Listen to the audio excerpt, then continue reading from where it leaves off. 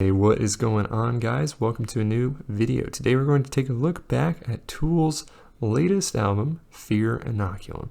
This album was released just over a year ago, and I wanted to revisit it and see if it's aged well or if it's aged poorly.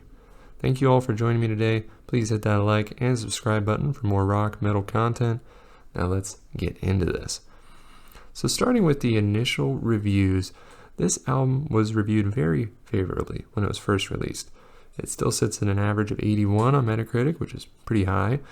AllMusic gave an album a 4.5 stars. The Guardian was 4 stars. Kerrang was a perfect score of 5 out of 5.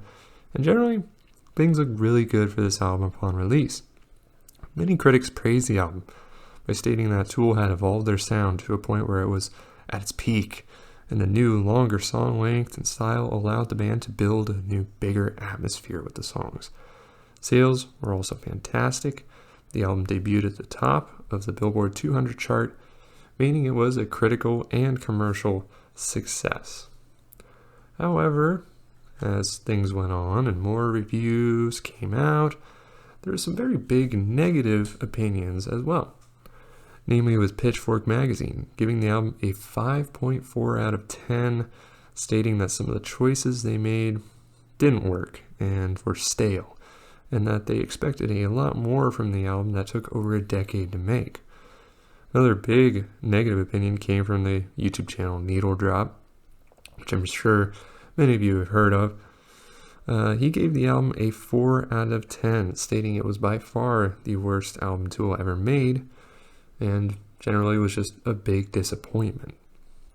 These negative opinions garnered a lot of criticism from fans, obviously, but also a lot of people who agreed, stated that the album was just boring, it was too long, the songs were just long for no reason, and that it was just a disappointment because it took, over 10 years for Tool to finally release a new album.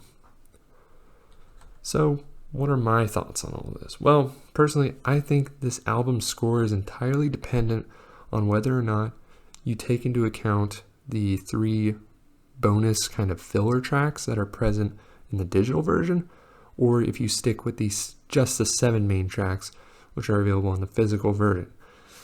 So see, this album released with 2 versions, and that's kind of unique. With the physical, it includes only the 7 big main tracks of this album. These tracks I think are excellent. They're long, but they really flow very well.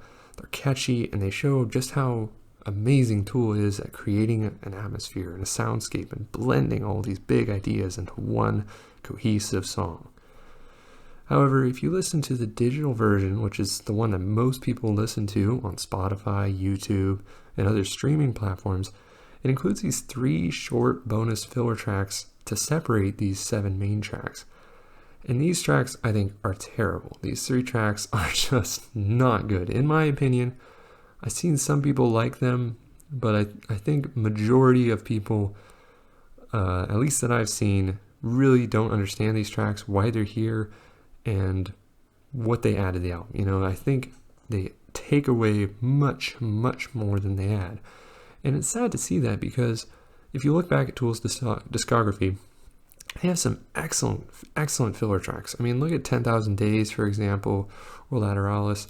You have these funny, goofy filler tracks which add a lot to the album.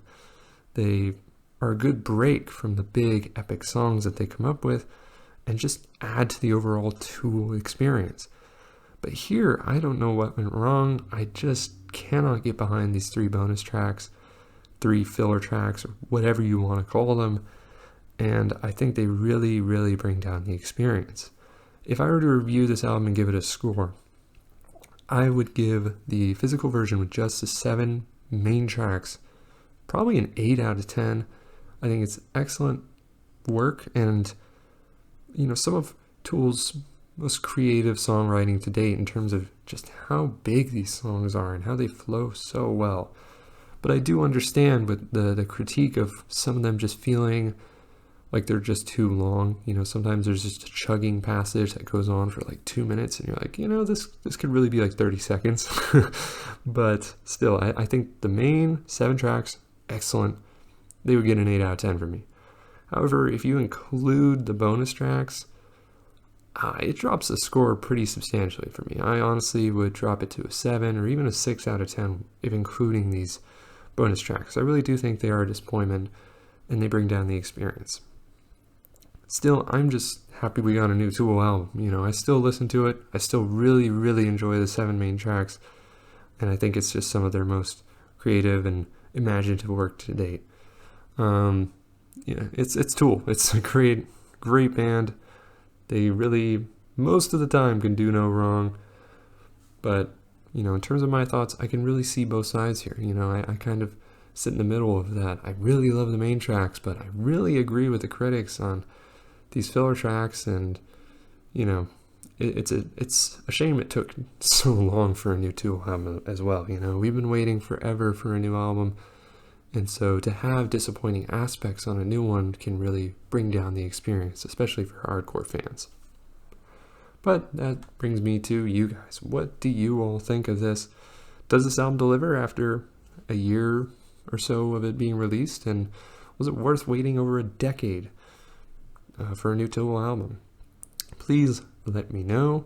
Like I said, I really enjoyed the physical version of this album with the 7 main tracks, and the digital one just didn't do it for me. Still, I think it's worth a listen. If you're a Tool fan and you haven't listened to this, what are you doing? Yeah, great album, I think, overall, despite everything. Thank you all for watching, guys. Please don't forget to like and subscribe, and I will catch you in the next one. Later.